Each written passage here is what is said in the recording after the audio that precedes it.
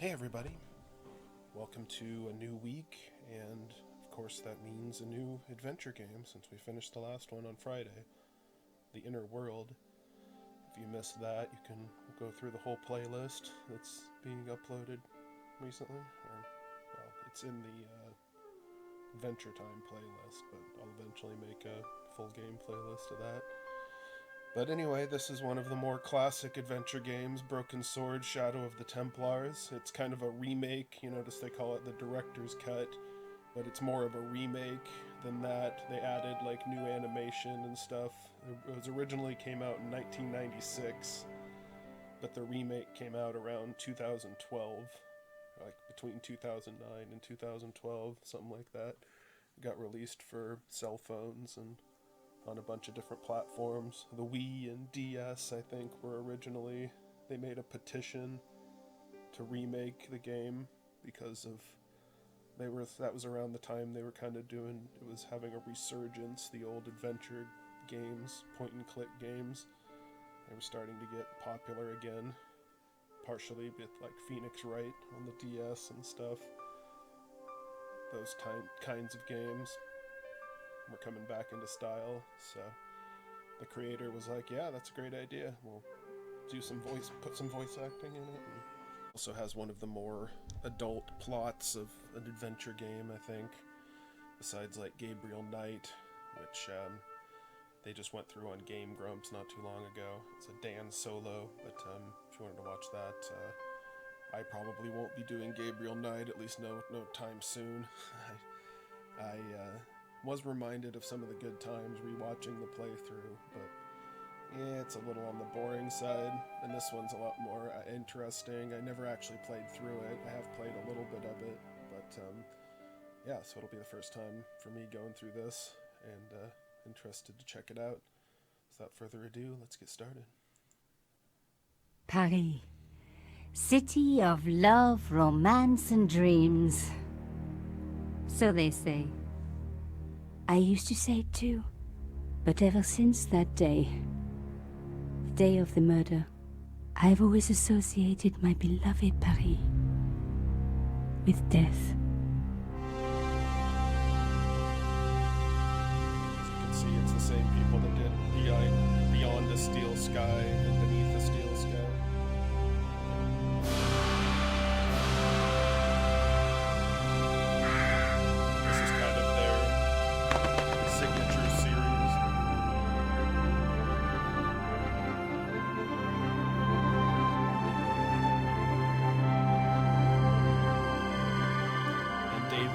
Does do the art in this one, like he did with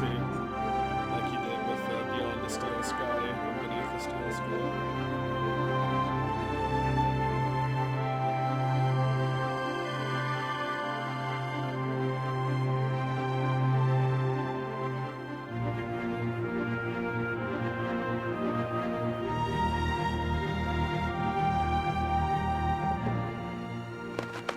I was at home having a bath when my editor called. Collard, get your ass over to the Palais Royal now. You got an interview. Spider-Man. With Pierre Carchon. Yes, the Pierre Carchon. No photos, so leave your gear at home. He asked for you personally. Don't ask me why. Anyhow, this could be big, so if he makes a pass, don't forget. Just smile, say yes, and keep taking notes. So charming and so very apt. Pierre Carchon was a media king, a national hero, and one of the most infamous adulterers in Europe. He and his wife Imelda were just one step down from royalty. Whoa, I hate mimes, but unless you humor them, they don't go away. Sinister looking man. Here I was, the palace of the Media King and the Ice Queen. I pressed the doorbell and set in motion a chain of events which would change my life forever. Yes? What is it? Madame, my name is Nico Collard. I'm here to see Monsieur Carchon. Come up, we're on the first floor.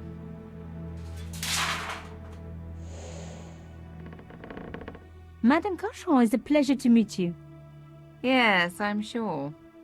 The Ice Queen was certainly living up to her reputation.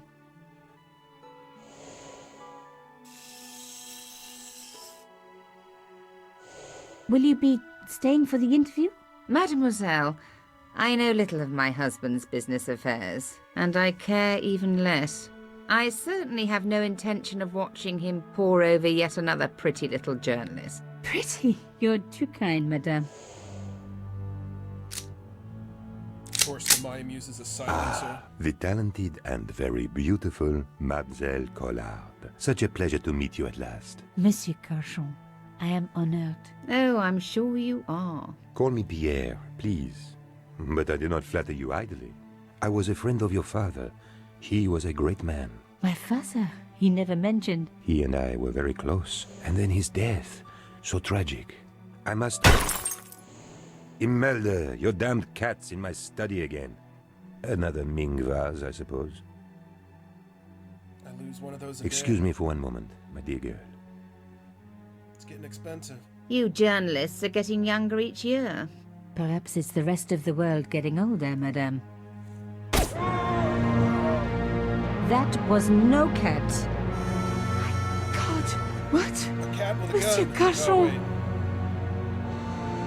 wait. He ain't talking.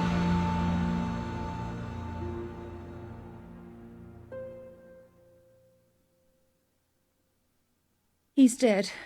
I must call the police. You'd better stay here. There was a man. It was the mime. Do you think he... Well, I believe we can rule out suicide, don't you? No wonder they called her the Ice Queen. She would have been top of my list of suspects if I hadn't seen the attacker myself. And if I hadn't come across a couple of murders just like this already. One of the most important men in Europe murdered. And here was I, Nico Coulard, alone at the scene of the crime. Should I wait for the cops? Or start my own investigation? It was a no-brainer. Duh. Okay. First things first, since the mime connected with her chin, she needs to report him to the mime authorities. They'll take away his license and put him in a little invisible box. Right. Oh, this is all pretty obvious.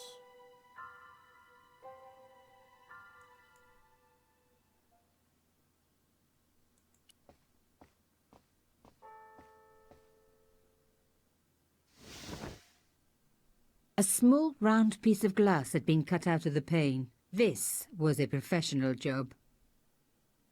I wonder if I can change that. No, it doesn't let me do it. Take away the subtitles. Whatever. They're small enough. They're not very intrusive. I didn't want to cut myself and leave blood on the glass. Call me old-fashioned, but I like to keep my DNA to myself.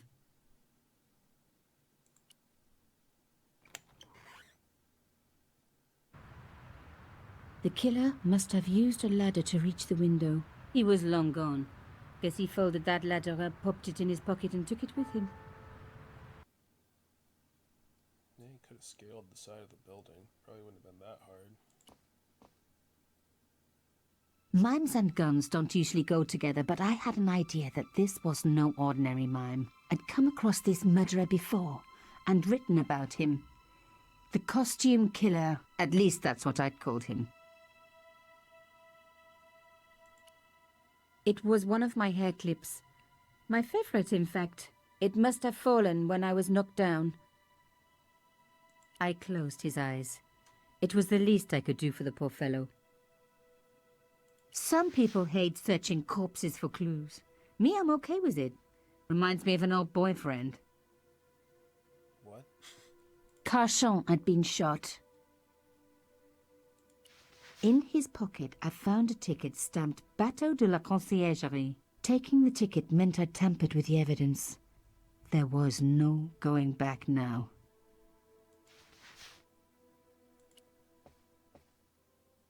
The police could turn up at any minute. Somewhere there were clues to the murder, and I needed to find them.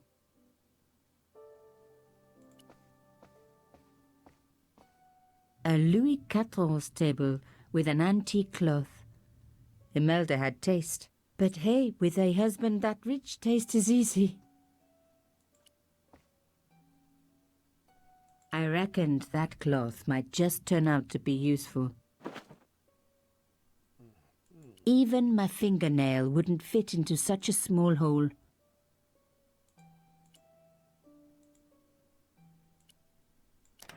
Aha! Nico, you are just so damn good at this stuff. Instead of comforting Imelda, I was ransacking her flat. Why? Because there was something going on here, and I had to get answers before the cops arrived. And hey, she'd been rude to me, so she had it coming. Whatever it takes to justify it in your mind. It was a tube of acrylic paint. French ultramarine. Just the color I was after for my bathroom. I'm sorry, I have to go. Someone is... Young lady, what are you doing? Oh, this paint. It's my favorite color. For God's sake, keep the damn stuff. She's more annoyed about that than her dead husband. Oh, sorry, I gotta go. I gotta pretend to be upset that my husband's dead. And do a bad job of it. Excuse me, madame. Yes? I am so sorry for your loss, madame. No, you're not. You're a journalist. Journalists don't feel sorry. Not true. We shall see. That's photojournalists. They have to just keep taking the picture. They can't help anyone. That's why they need to be devoid of empathy. How did your husband know my father? I have no idea. You didn't know him? Thierry Collard? Pierre knew a lot of people I didn't know, most of them women. Why did your husband send for me? What did he want to discuss? I have no idea. His business was his business. He never told you anything? No, and frankly, I preferred it that way. Why would a mime want to kill your husband? Pierre had plenty of enemies. Half the husbands in Paris for a start. This is quite a scoop for you. I suppose you're already inventing the headlines. Just because I am a journalist. Don't patronize me. You're all cut from the same cloth. Do you have any moral sense at all? I certainly don't let it get in the way of a good story. I admire your loyalty to your profession. The police will be here soon, madame. Is there anybody you would like me to contact? Family, friends? No, I have no family. Pierre and I were... He was all I had, really. Not much, was it? The dutiful wife. That was my role. He never talked, never let me in. I know one thing, madame. What? If you want to find out who killed your husband, then you let me do the job, not the police. Why? How do I know I can trust you? Your husband invited me here today because he needed me. I think he knew somebody wanted to kill him, and he knew I could help. I doubt it was your database he was after. You're wrong. I was onto his killers already, I am sure of it. Please, you owe it to him. I don't know. All I need is a few more minutes to look around before the police come. I think perhaps you do have a moral sense. Of sorts. You're not a very good liar, Nico Collard. And perhaps Pierre really did think that you could help. Of course it wouldn't have stopped him seducing you, too. Here, take this. It's the key to the drawing room next to the library at the end of the hall. It was Pierre's room. I rarely went in there. I couldn't. I was too scared of what I might find. Thank you. I promise you won't regret this. Okay. At least we can explore some more.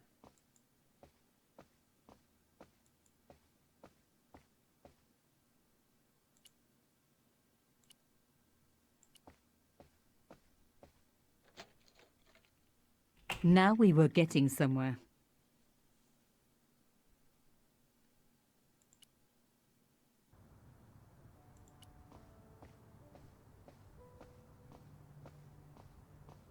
As expected, the desk was yet another priceless antique. Yawn. The blotter and in tray had clearly been placed with mathematical precision. My heart skipped a beat. It was a carved elephant. But not just any carved elephant. It had been made by my father. I knew for certain because in my apartment I had its exact twin, carved into a box he had made. So Carchon had known my father. They really must have been friends. I decided to take the carved elephant. It clearly meant nothing to Imelda. I didn't want to take the tray, but I knew that I could use it. I didn't need a sheet of blotting paper. Not while it was blank. I didn't want to... So I didn't want to take it, but I knew I could use it. That's supposed to be a hint, I guess. The painting showed the Carchons together, in love. As the poet said, the past is a different country. Or did I read that in a fortune cookie? There was the very faintest of clicks.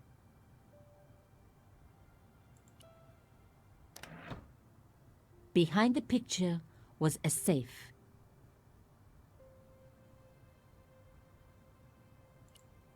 Guess I better use the safe key.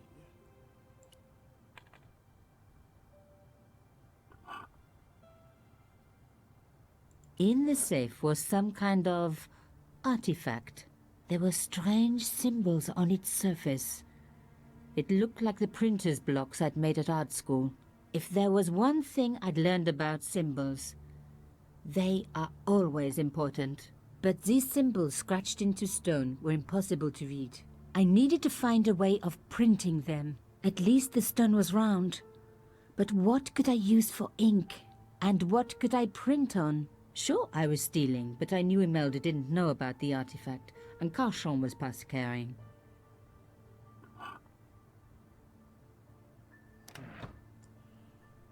Okay. Alright, I do have paint.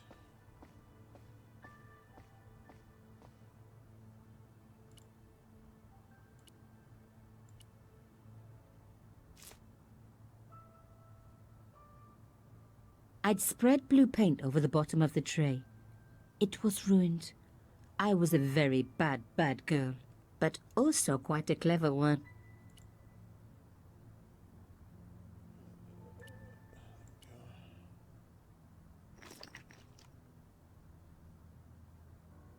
I rolled the artifact in the paint until it was completely coated.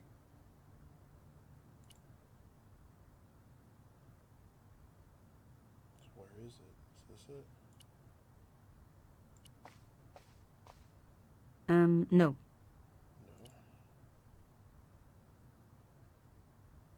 It was a boat ticket stamped Bateau de la... When I was a little girl, Papa used... That's not it. Oh, this is it. 'Cause it's blue, covered in blue paint. Genius! The roller and the paint worked just as I planned. But what did it say? It was some kind of coded message. It read, sub judice.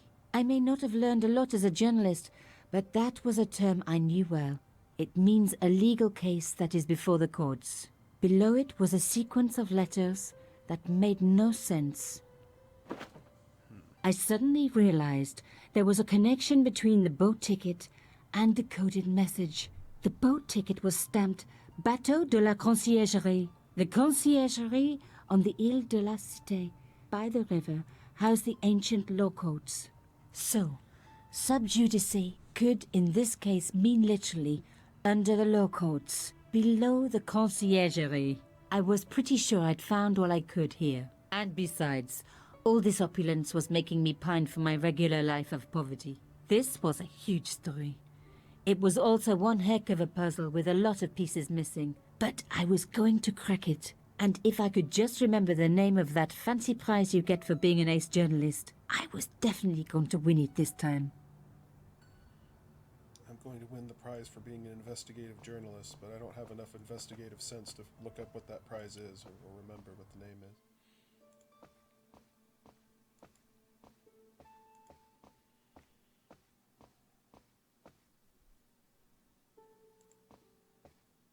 Let her know what I've discovered. Did you find anything useful? This carving, Do you know anything about it? It was Pierre's. What does the statue have to do with... Please, I need to know. He was given it by a friend, something to do with Africa. He never explained any more. No, but I think it was important to him, always on display. Why? It was carved by my father. Oh, I see. I didn't know. Imelda, I will do everything I can to find the killer. Thank you, my dear. And if the police ask... Don't worry. You were never here. Sub judice was the key. I was going to have to find a way under the conciergerie. I decided to head straight for the quayside on the Ile de la Cité. If there was a way of getting under the conciergerie, it would have to be from there.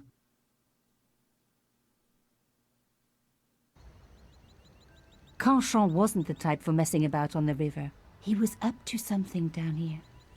Something that got him killed. Guess I better investigate the area here.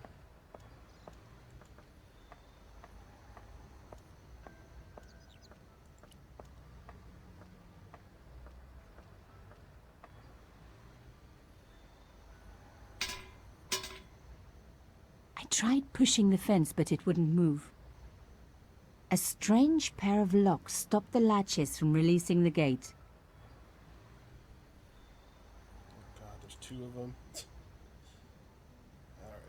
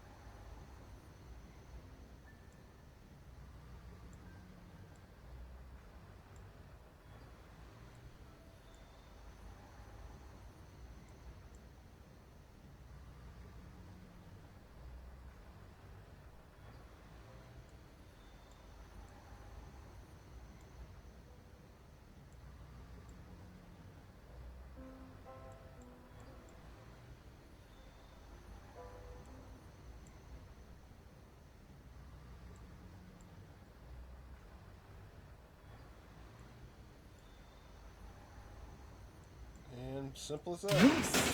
One down, one to go. Why do there have to be two? Oh, sorry. Oh, accidentally bumped the cat. Alright, let's do this.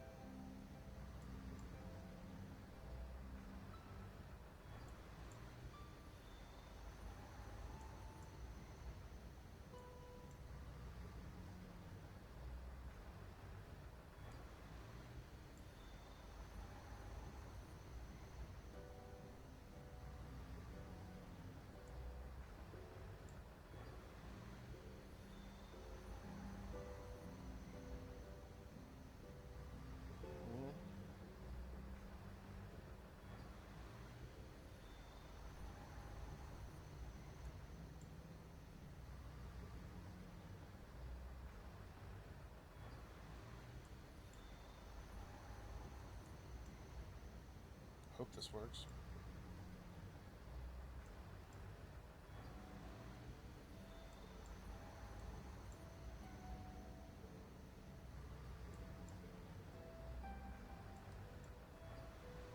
Alright. Perfect. Nothing like a good convent education for honing your lockpicking skills. Simple as that.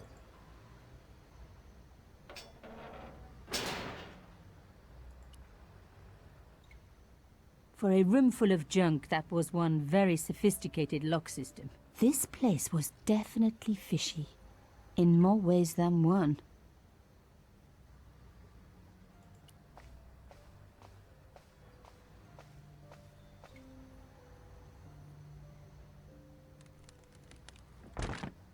Oops. An old shell case. I wondered what that was doing there.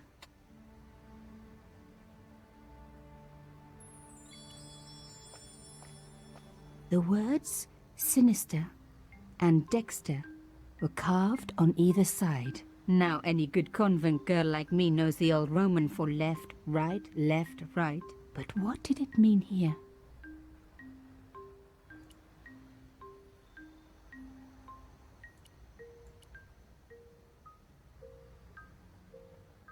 Mystery solved. Carchon's stone cylinder slotted into the hole with a satisfying click.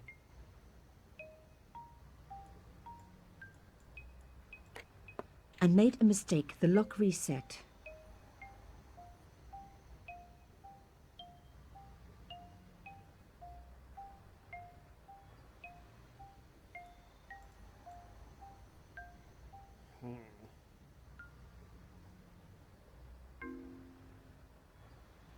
Okay, so I gotta enter in the right code, because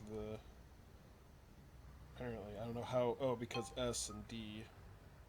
So I need to do the SSD thing that was on the thing, which is S. A satisfying click told me I turned it to the right position. It felt like tumblers in a safe. D. Another click. Another step closer. S. S. D. S. S. I love the sound of locks clicking open.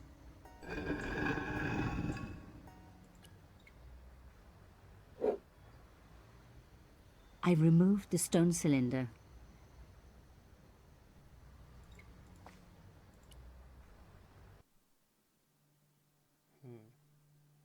This is an interesting room.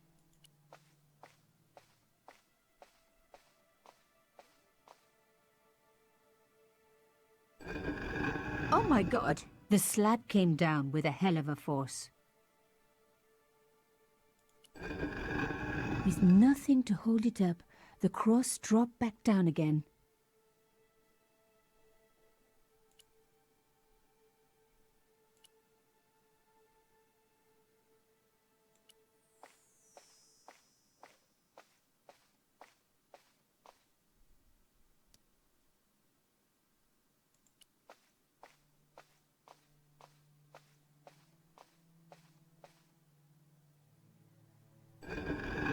Lifting the cross closed the entrance door and also opened some kind of stone panel.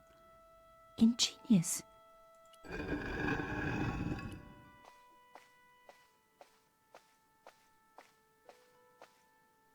The stone slab had flattened one end of the shell case.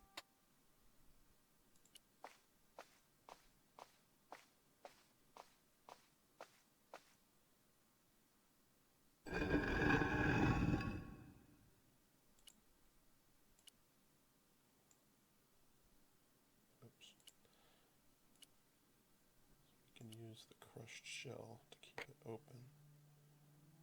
The stone cross was propped up. Now I was getting somewhere.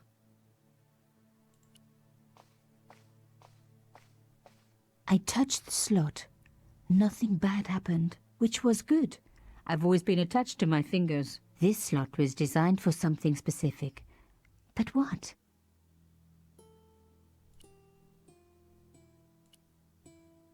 It's got a hole in it. Put the cylinder in.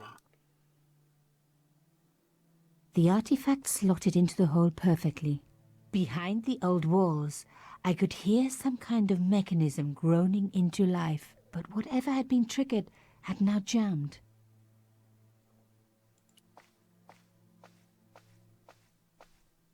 I removed the shell case. The cross didn't drop back down. Some kind of mechanism was holding it up.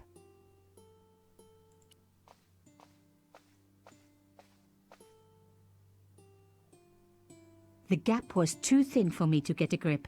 I needed something thin enough to prise the door open. The magic crushed shell casing. It works for everything.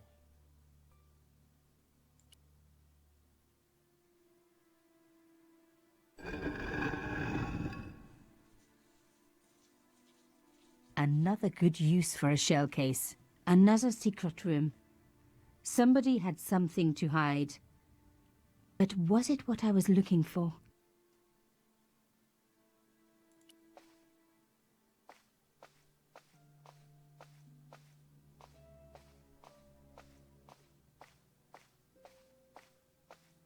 Wow.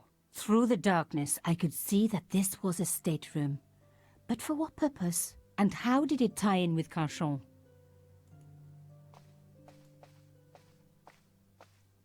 Well, let's turn some frickin' lights on and find out. Amazing! The thing still worked. The room lit up bright as day.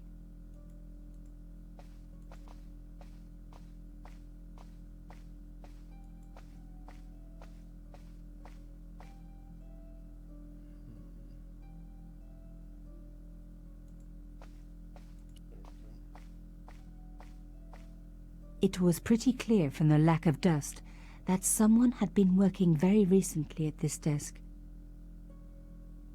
This was the article I'd written about the costume killer. My suspicions were right. Carchon had cut it out. 2 businessmen had been killed. One in Italy, one in Japan. In each case the killer had worn a costume. A penguin and then a snowman. But that wasn't the only link between the 2 murders. Both the victims had been big media do-gooders, and I proved they were just the opposite. So, how did they fit in with Carchon? Oh my God! The sheet was a printout with my personal information. Everything from my favorite food to my waist size. They were right about chocolate. But come on, guys, I'm a size 10. There was even a picture of me, taken with a telephoto lens. Carchon wouldn't have taken these pictures himself. This was big and organized. I was part of it, and people were getting murdered. I think that's how you know you're onto a good story in journalism, when there's a private detective spying on you. The dregs at the bottom of the mug hadn't dried out or gone moldy. It wasn't more than a day old.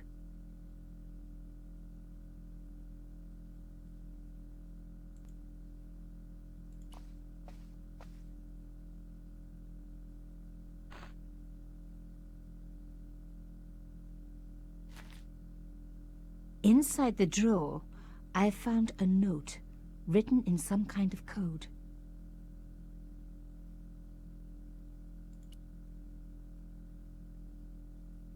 Guess that noise is the generator. Damn, don't you just hate it when that happens? When your secrets are A exposed. photo, long lost, had fallen down the back of the drawer. It was very old, but there was no mistaking the guy in the foreground. Carchon. Behind him were soldiers, a burning village, and a corpse. The photograph was cropped on the right-hand side. Somebody else in the picture obviously didn't want to be in it anymore. I wasn't surprised. This was Africa in the 60s. An uprising was being brutally suppressed. And here was Mr. Media himself, Carchon, doing the suppressing. The photograph was not just powerful evidence. It was also my ticket to one explosive story. Well, we're on the right track. Cryptic message.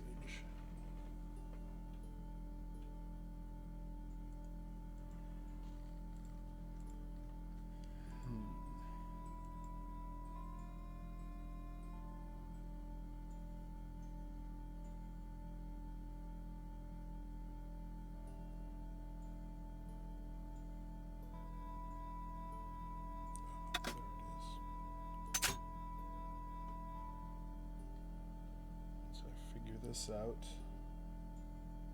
and we'll be able to figure out what the message is here.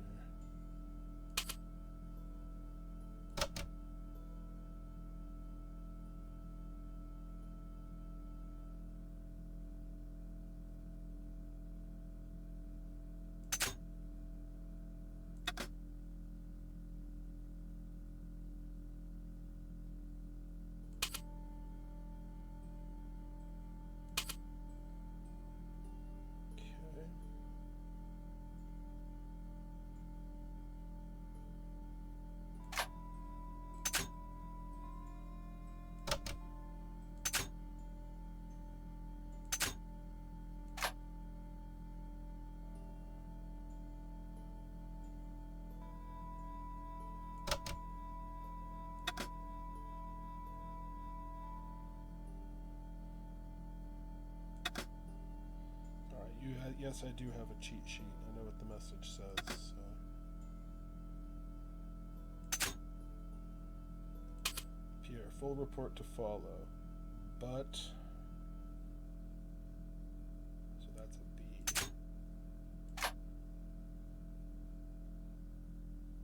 This.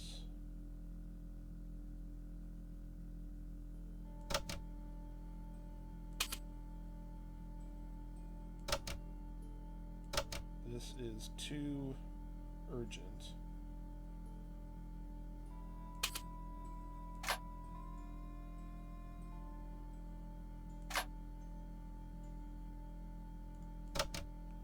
Too urgent to wait. Arno and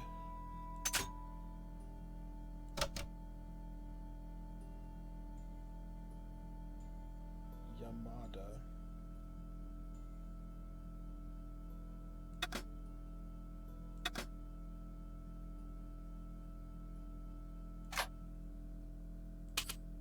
Both dead. This is not a coincidence.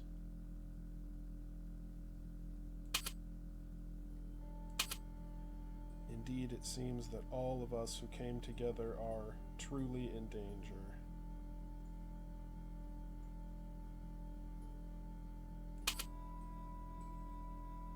Wait. Oh, came together in July are in danger. Okay. Because there'd be an R if it was truly. Take great care.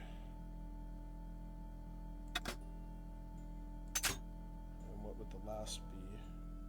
X. I had decrypted the note. It read, Pierre, full report to follow. But this is too urgent to wait. Arno and Yamada both dead. This is not a coincidence.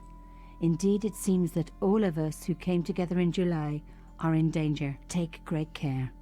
X. I wasn't the only one to make the connection between the costume killer murders. I'd been right all along. That was why he had asked to meet me. But what did I know that he didn't? I had enough for a story. An amazing story that was going to make my reputation and blow Conchance to pieces. I needed to get home fast and start typing. Nico's apartment that evening.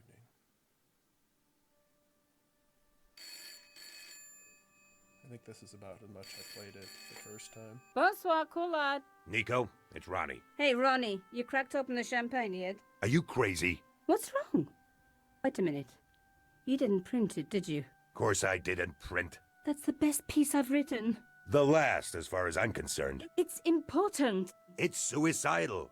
You can't destroy a national hero. He deserved it. His corpse isn't even cold. Ronnie, 2 hours ago I told you what I'd found. You loved it. You begged me to write it up immediately.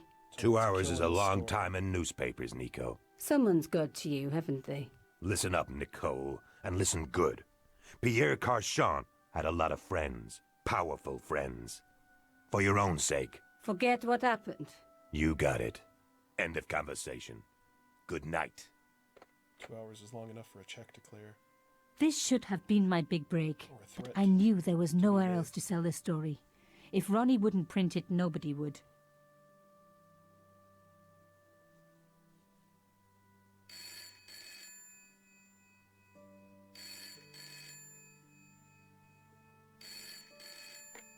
Bonsoir, Collard. Mademoiselle Collard, my name is Plantard. I need to talk to you about your story. Your Pierre Carchon story. How did you know about that? There are people out there, madame, who will be very upset by this story. Oh, really? Well, it's their lucky day. It's been spiked. Yes, I know. We must meet. We must? I have information relating to your costume killer stories. Tomorrow morning, 8 a.m., Café de la Chandelle Verte, Rue Alain Court. I shall be wearing a grey overcoat. You must talk to no one about this. You can't tell me what to... Tomorrow at 8. I'll be waiting. People complain about newspaper articles all the time, but not usually before they're printed. I was beginning to feel scared. This guy, Plantard, could I trust him? Should I meet him or forget the whole business? I didn't have an answer.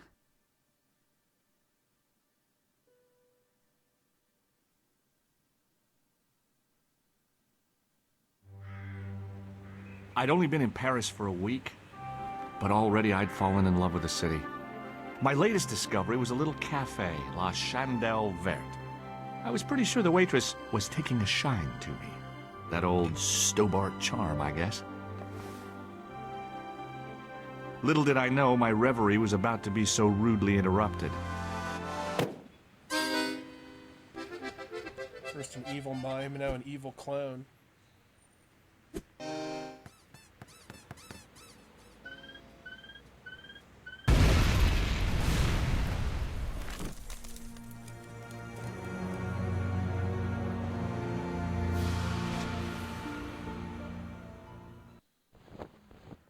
Jeez.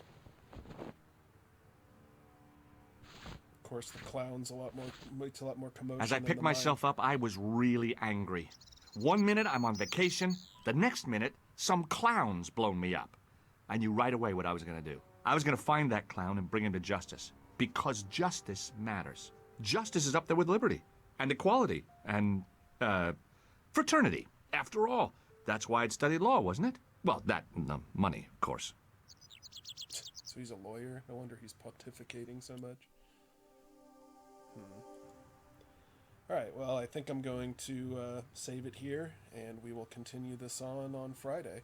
Hope everyone's enjoying. The plot seems to be thickening. Some kind of a mime clown, I don't know, conspiracy. So we'll unravel this whole mystery next time. And don't forget, there's going to be a stream on Wednesday. And, so check that out at 8 p.m. Eastern Time, 11 p.m. or 8 p.m. Pacific Time, 11 p.m. Eastern, twitch.tv/masterpiecearcade. So we'll catch you later. Bye-bye.